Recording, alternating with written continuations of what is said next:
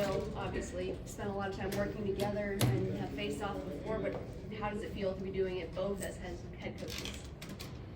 Yeah, it's my guy. We go way back.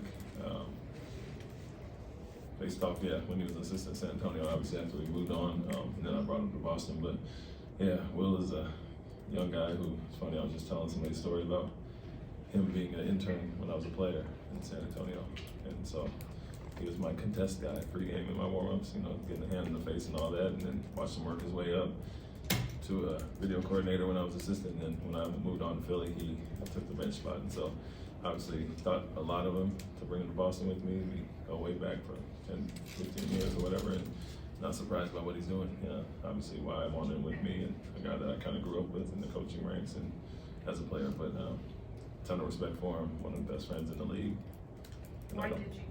But I don't mess with a lot of other coaches. Will is my guy, and so probably catch up with him in the next few days here.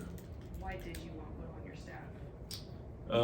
Ambitious, innovative, motivated, all those things. You can see that from day one, and people that take that route, working their way up, get your foot in the door, and that's the first piece, but you have to do something with it then. And he was always that, and I saw his growth year by year, whether it was on my staff in Summer League, him moving on to a bench coach, and I saw the amount of respect we all have for him, including Pop. And so, the thing I did try to talk to him about, and Pop graciously let me take him, was the benefit of me getting away from San Antonio, going to Philly and Brooklyn, leading up, and how it helped me with Boston. I said another perspective would be good for you going into your head coaching future. And so, I saw the things that, like I said, but he's a talented young coach and will be doing it for a long time. Do you feel like you have an advantage, like you know the way he coaches because you've known him for so long?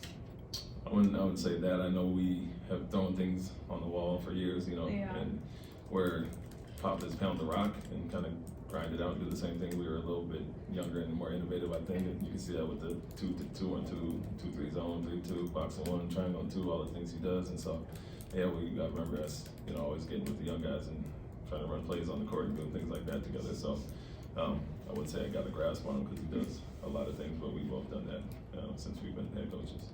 As you get to the halfway point, is there anything that you're specifically happy about with what you've seen so far? For the most part, I'd say the competitiveness. We kind of changed that narrative, but that was there from day one.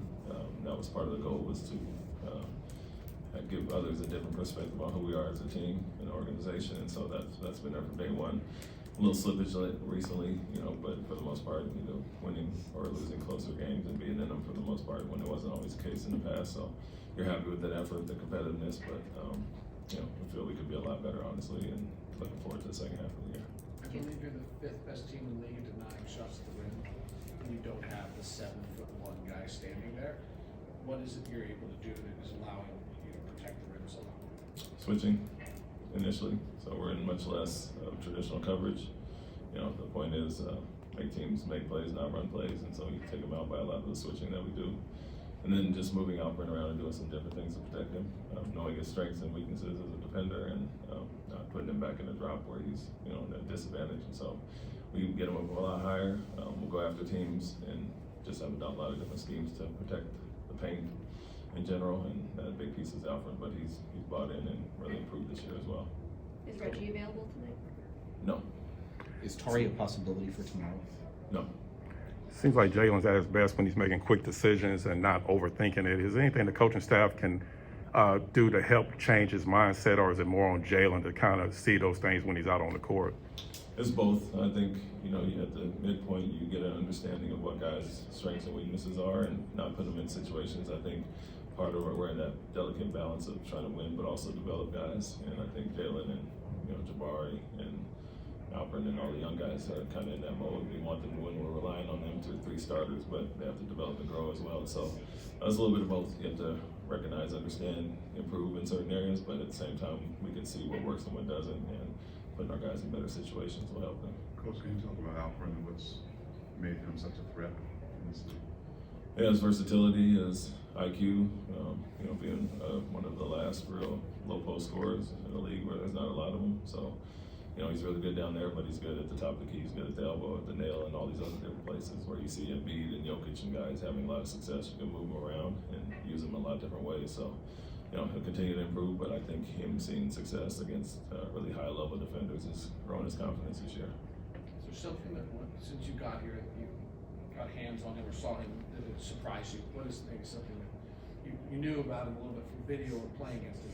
Once you were in person with him, you realized it was different. Alperen? Yeah.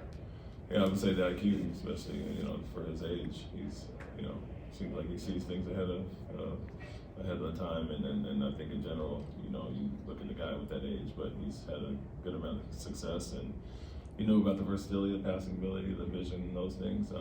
He's very competitive, and then his IQ is extremely high for a guy his age. You mentioned that Will was your contest guy when you were like warming up and stuff. You put him to the ringer when he was young. As meaning what? Like, I wonder if there's like those kind of the ball boys and the contest guys that are out there. Is there like a hazing process? No, I was a player at the time. He was a coach, but I would say, maybe more so when we became colleagues and coaches, and we've had a ton of coaches games and we played a ton against each other, so we got into it that way. Did you ever win? Did he? Not 1-on-1, maybe 5-on-5.